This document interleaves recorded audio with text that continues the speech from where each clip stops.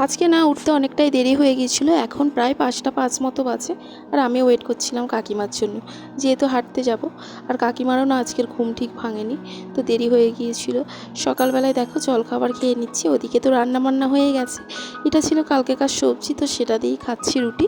আর শায়নকে খাওয়াবো মুড়ি, আমিও অল্প খেয়ে নেব। জানি মুড়িটা খাওয়া উচিত না, তবুও সকালে কি খাবো না বুঝতে পারি না। আর দেখো অনেকটা বেলাও হয়ে গেছে, আর আমি ছাদে জামা কাপড় যে শুকোতে দিয়েছিলাম সেগুলো সব শুকিয়ে গেছে। এখন না কাজগুলো গুছিয়ে রাখছি, কারণ দুপুর দিকে অনেকটা গরম থাকে আর কাজবাজ করতে খুব একটা ভালোও লাগে না। তাই আমি যতটা পারি কাজবাজ গুছিয়ে নিই।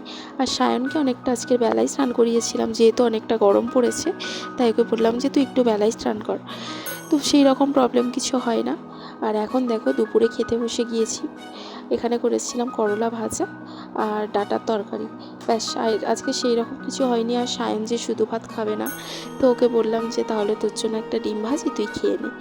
তো যাই হোক, বিকেল দিকে একটু নিচে নেমেছিলাম। আর সায়ন এখানে খেলা করছিল ওর একটা কাকার সাথে আর একটা ছোট্ট ভাইয়ের সাথে। বিকেলে বানাচ্ছিলাম ফুচকা। আর দেখো এখানে ওরা মটরগুলো আমাকে বেছে দিচ্ছিল, আর আমি এদিকে আটাটা মেখে রেডি করছিলাম। তো জানি না কতটা কি হবে, তবুও চেষ্টা করছি। এটা প্রায় আধ ঘন্টা মতো আমি মেখে রেখেছিলাম, এখন বানাবো ফুচকা।